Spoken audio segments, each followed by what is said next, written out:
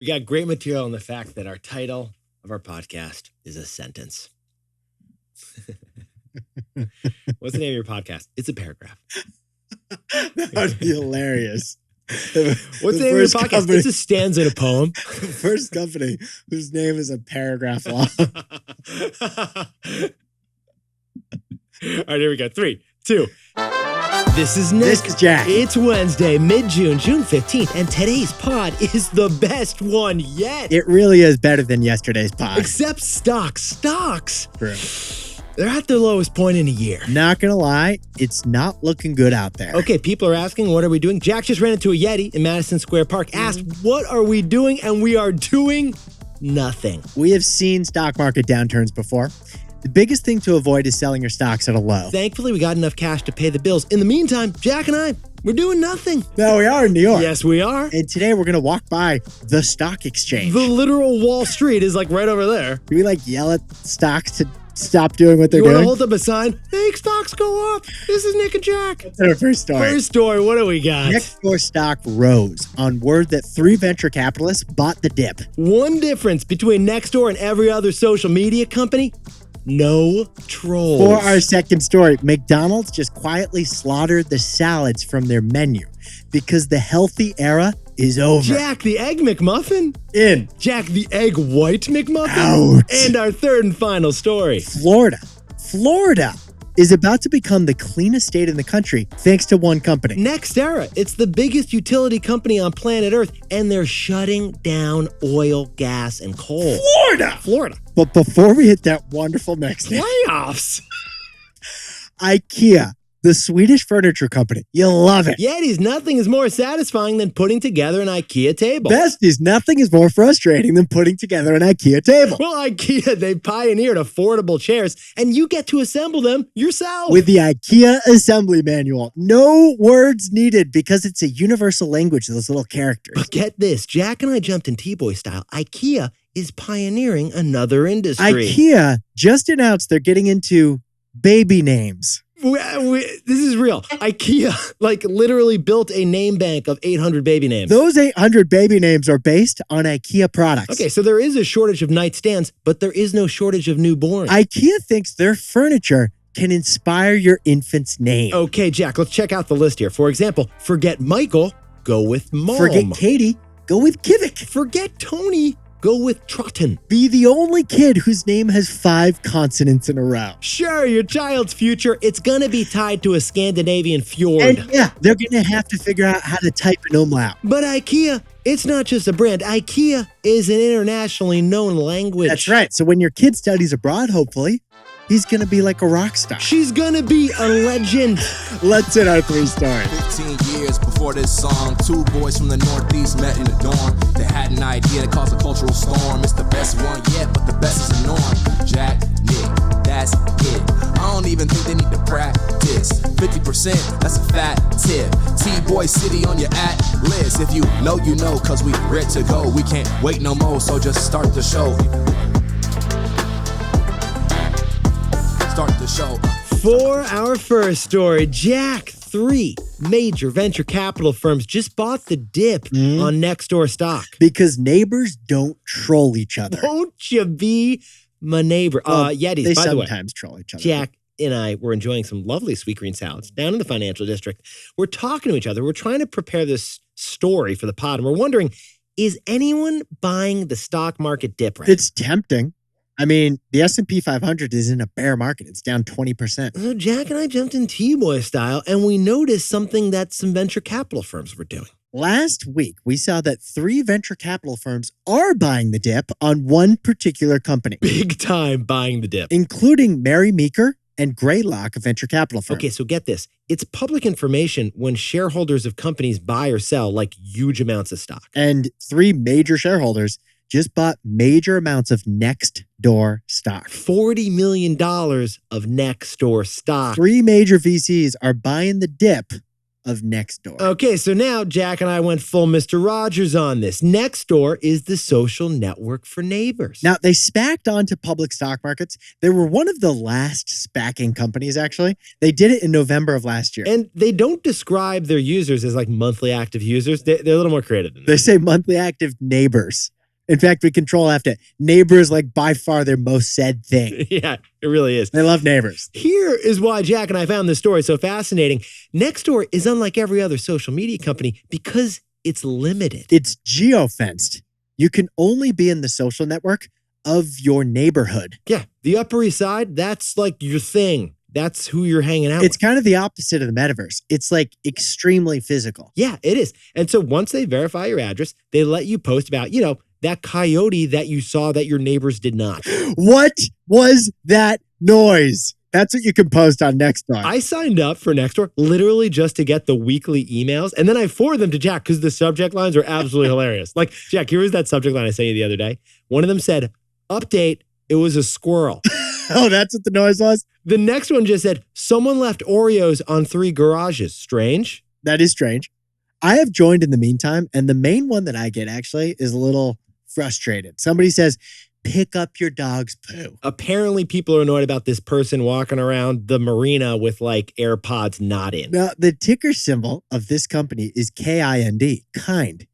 This is a nudge for neighbors on this social network to be kind with their posts. Yeah, it's now down the stock 77% since they went public, like, most not yet profitable tech stocks. But 3 venture capitalists clearly think it's going up because they bought $40 million of this beaten and battered stock. So the way Jack and I see it, perhaps they see in NextDoor something that they don't see in other social media companies.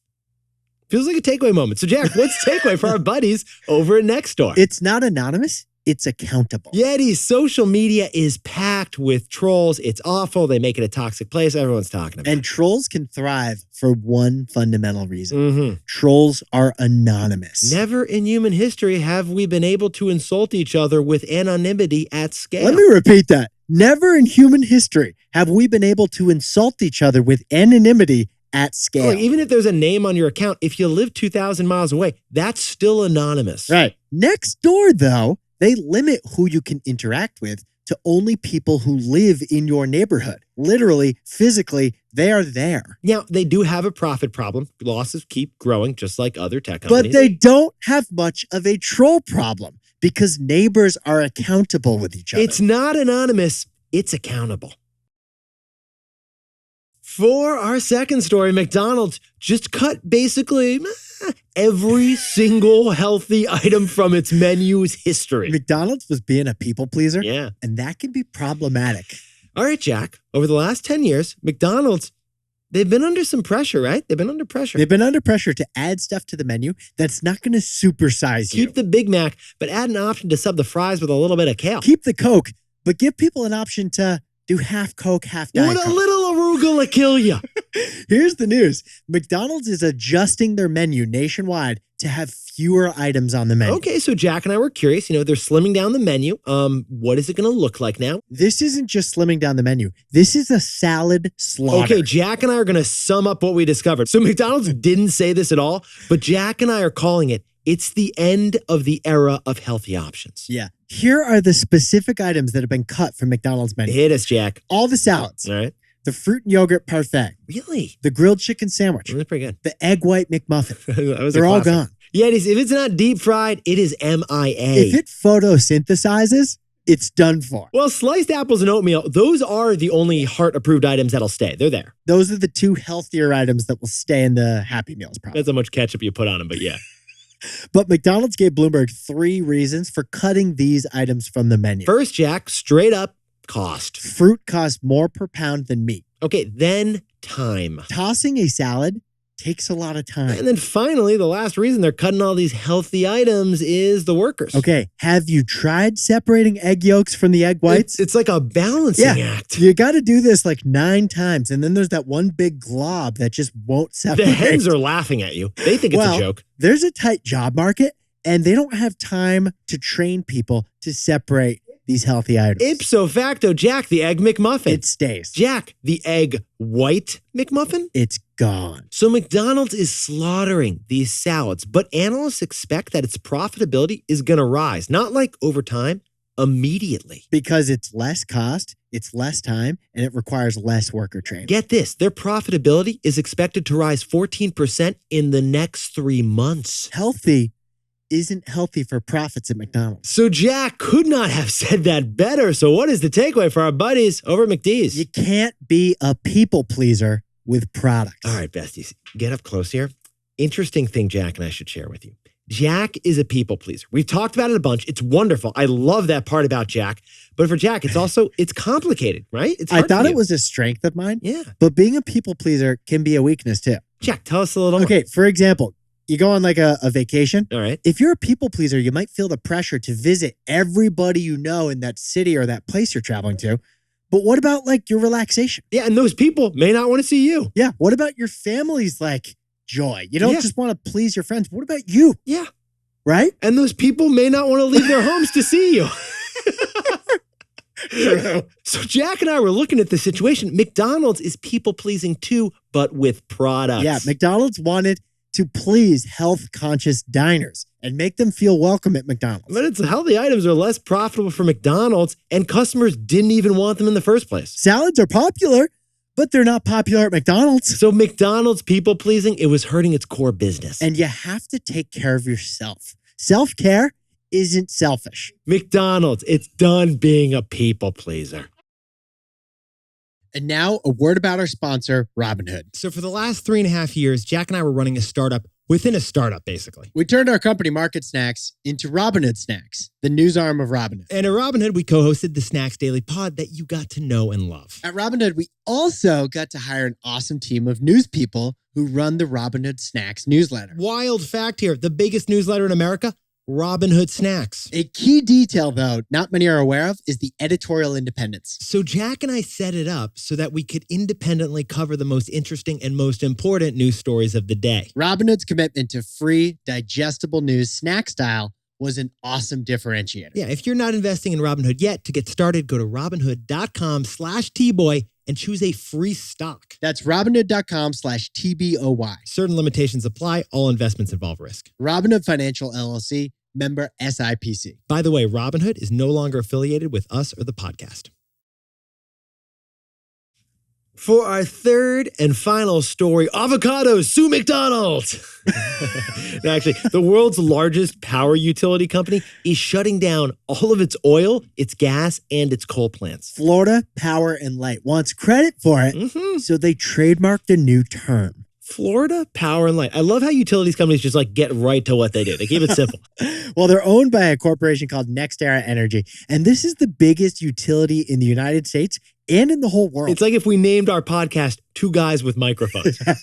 Well, thanks to Florida Power and Light, when Tom Brady plugs in like his electromagnetic face mask thing, Over in Tampa. he can thank Florida Power and Light that it works. Well, the reason Jack and I wanted to cover Florida Power and Light is because they just made the boldest climate pledge by a power company that we've ever seen by far. they just pledged to eliminate all carbon completely by 2045. They're going full Captain Planet on us, Jack. Right now, Florida Power and Light, they have oil plants, they have gas plants, they have coal plants.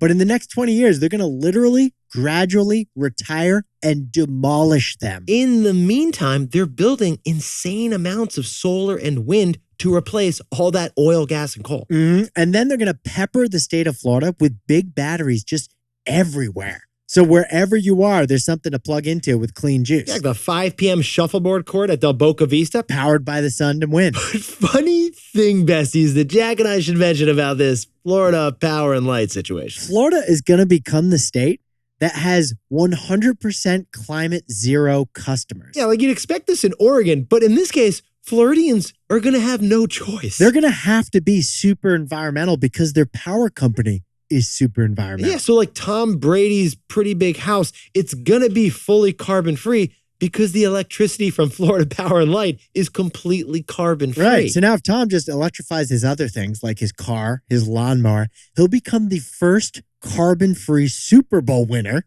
ever. And Jack, he definitely stopped eating meat after that. For sure. Yeah, after that Strahan sack in Super Bowl 42. He's carbon-free after this. So Jack, what's the takeaway for our potentially carbon-neutral buddy Tom Brady and the entire state of Florida? Florida Power and Light, they want credit for this big decision, so they're trademarking this big decision. Yetis, Florida Power and Light, they know this announcement could just get tossed in with all the other climate pledges going on these Add days. this company to the list of hundreds of others making climate pledges. But this is bolder. It's unlike any of the other climate pledges because this doesn't rely on carbon offsets. that is key. ExxonMobil and the other oil companies, they're going to reduce their fossil fuels a little, but they're mostly going to rely on like planting trees to offset their carbon. So Florida Power and Electric, they know this is so big, so they trademarked an entirely new term. It's not net zero, it's real zero. Real zero. They now own that term. Like real zero means clean, period. Florida Power and Light, they want credit for this bold move, so they're trademarking real zero carbon. Jack, they are owning the idea by literally owning the idea. Jack, can you please all of us and whip up the takeaways over there?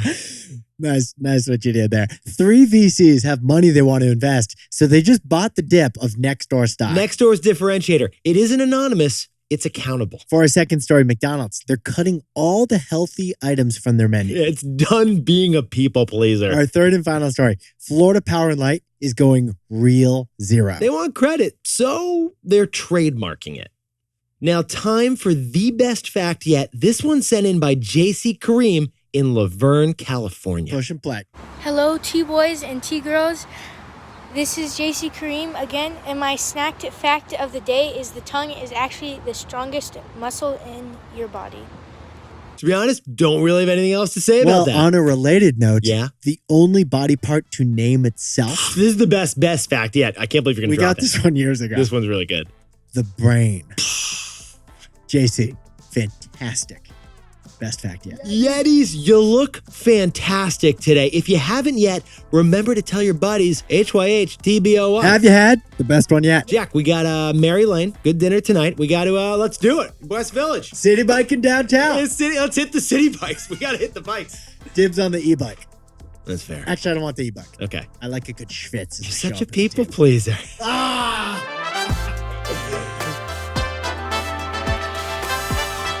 And before we go, congrats to Yeti Mandy Birch celebrating 10 years at the same company. Celebrating with a vacation to Croatia. Ooh, and Sally and Matt, happy 3rd anniversary over in Chandler, Arizona. And congrats to Matt Lewis and Sarah Berry, who just got engaged while feeding giraffes at the Columbus Zoo. They just won life. Oh, and Shane Buckley, happy birthday in Cork, Ireland. And happy birthday to Kane Waterbury in Charleston, South Carolina. And happy birthday to fintech entrepreneur Akash Gupta in San Francisco, who we just ran into in San Francisco near our office. Happy 24th birthday to twins Davis and Brittany in Atlanta, Georgia. They're not roommates, they're wombmates. And happy 33rd to Dave O'Connell in Clawson, Michigan. Oh, and Jack, Aurora Kirshner is turning 1 in Mastic Beach, Long Island. Happy first birthday. And to anyone else celebrating something today, make it a T-boy. Celebrate the wins. This is Jack. Nick and I both own stock of Robinhood, and I own stock of NextEra. And now word about our exclusive sponsor, Robinhood. Look, we're not tech guys. We're not engineers. Nick, I'm no product manager. You look great, but we're not technically. When our computer's not working, Jack and I turn it off and then we turn it back on again. But when we moved to California to join Robinhood, we were in tech's mecca. So we were soaking up as much about the tech industry as we could. One thing we saw about the tech industry at Robinhood was insane customer focus. Every product launched, every tweak made to the app was a laser-focused move on customers. Robinhood would be interviewing hundreds of users to figure out if one tweak of one button in the app would improve the experience. Inside of Robinhood, we saw that everything the company did was focused on the best outcome for you, the customer. If you're not investing on Robinhood yet, to get started, go to Robinhood.com/Tboy and choose a stock. That's Robinhood.com/TBOY. Certain limitations apply. All investments involve risk. Robinhood Financial LLC, member SIPC. By the way, Robinhood is no longer affiliated with us or this podcast. Great job. Great Did job. you hear when you said Yetis and I said festivals? And then I said I he was and you like, said that she. is so good. You inspired the he and she. That was perfect. Oh, yeah? Yes, as soon as you said it. Dude, it was brilliant. Because that parallel, it's like parallel structure with an inversion. I freaking love a parallel That was so structure. good, dude. That was so good.